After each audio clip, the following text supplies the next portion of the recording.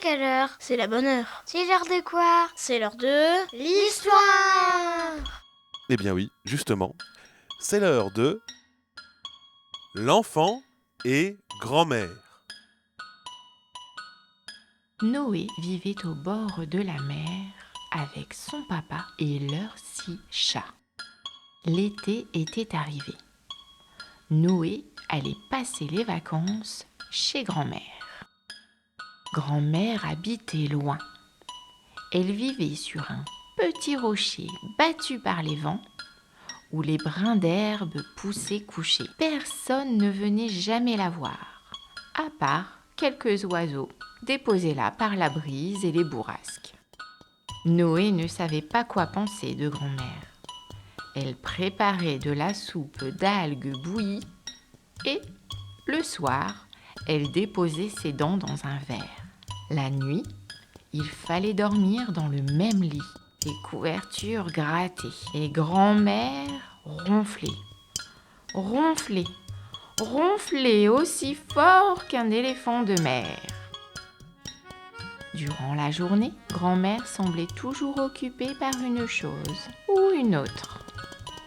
Elle n'avait jamais de temps pour jouer. Alors, un matin, alors que la mère s'était retirée, Noé décida de partir se promener. Il sauta de rocher en rocher et pataugea dans le sable mouillé. Il scruta le fond des flaques. Quand, soudain, il aperçut quelque chose briller au loin. C'était un énorme rocher. Noé en explora tous les recoins, le moindre trou, chaque bosse. Bientôt, ce rocher devint un château, un navire majestueux, un repère de contrebandiers, et même le dos d'une belle baleine recouverte de coquillages. Dehors, des nuages noirs et gris tourbillonnaient dans le ciel. Noé écoutait les vagues s'écraser contre les rochers. Sur les murs de sa cachette, la pluie ruisselait. Soudain, Noé entendit un frémissement, suivi d'un gazouillis. C'était un petit oiseau. Il n'avait pas l'air bien. Dans les mains de Noé, il tremblotait. Comment l'aider? Grand-mère aurait peut-être une idée. La mer avait monté et le chemin avait disparu. Comment rentrer? Hop, un saut par-ci, hop, un saut par-là. Noé faisait de son mieux pour avancer sur les rochers. Mais l'orage le bousculait et le chahutait. Noé se demandait même s'il finirait par arriver chez grand-mère. Quand tout à coup, une voile surgit des flots. « Grand-mère !» s'écria Noé. « Te voilà enfin !» s'exclama grand-mère en le hissant à bord. Grand-mère était partie chercher Noé dès qu'elle avait entendu la tempête gronder.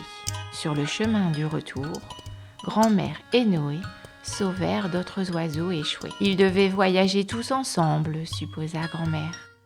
Ce soir-là, la maison résonna de gazouillis et de bruissements d'ailes.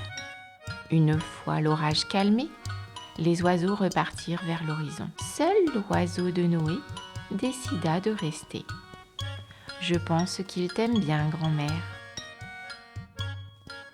De temps en temps, Noé se demandait si grand-mère s'ennuyait, seule sur son rocher. Il passa tout le reste de l'été avec elle. Ensemble, ils explorèrent les lieux les plus secrets des environs. Et bien sûr, le petit oiseau de grand-mère partagea toutes leurs aventures.